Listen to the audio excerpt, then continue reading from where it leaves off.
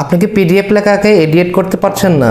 তাহলে আমি আজকে দেখিয়ে দিচ্ছি কিভাবে আপনি পিডিএফ লেখাকে এডিট করতে পারবেন। আমরা অনেকেই পিডিএফকে এডিট করতে পারি না, তো আমি আজকে দেখিয়ে দিব যে কিভাবে অনলাইনে ফ্রিতে পিডিএফ লেখা এডিট করতে পারবেন খুব সহজে। সেজন্য আমার সাথেই থাকুন, আমি ডেস্কটপে দেখিয়ে দিচ্ছি যে কিভাবে আপনি যে কোনো পিডিএফ লেখাকে এডিট করতে পারবেন।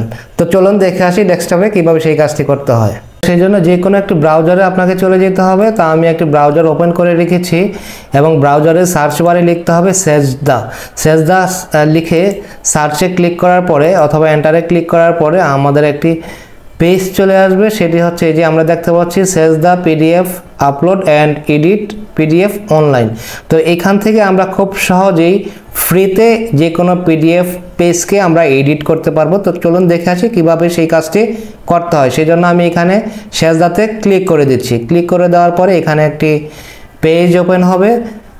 তো এই কাজটি টোটালি একেবারে ফ্রিতে এবং খুব সুন্দর মতো করা যায়, যে এখানে আমরা যেই পিডিএফ ফাইলগুলো এডিট করতে পারবো। আমরা অনেকেই জানি না যে কিভাবে এডিট করতে হয় পিডিএফ ফাইল, আমরা শুধু এমএস ওয়ার্ড এবং এক্সেলের ফাইলই এডিট করতে পারি।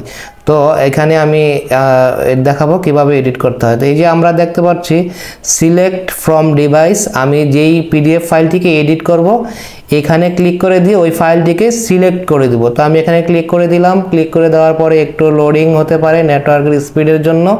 তো আমি যে ফাইলটিকে এডিট করব, এই যে পিডিএফ লেখা আছে, আমি এই ফাইলটিকে ক্লিক করে দেব। ক্লিক করে দিয়ে নিচে ওপেন লেখা আছে, ওপেনে ক্লিক করে দেব। ক্লিক করে দেওয়ার সাথে সাথে এই ফাইলটি এখানে লোডিং নিতে থাকবে। লোড হওয়ার পরে এই পিডিএফ ফাইলটি এখানে ওপেন হবে। এই যে দেখতে পাচ্ছি এখানে ফাইলটি ওপেন হয়ে গিয়েছে। এখন আমরা এখান থেকে যেই জায়গাতে চেঞ্জ করতে চাচ্ছি ওই জায়গাটুকুতে ক্লিক করে আমরা এডিট করতে পারবো। তো আমি এখানে ক্লিক করলাম। ক্লিক করে দিয়ে এই যে এখানে আমি ক্লিক করলাম। ক্লিক করার পরে এখান থেকে এডিটের অপশন চলে আসছে। তারপর কম্পিউটার অথবা ল্যাপটপের কিবোর্ড থেকে আমরা এখানে কম বেশি করে অথবা কেটে আমরা যে কোনো টেক্সট বসিয়ে দিতে পারবো।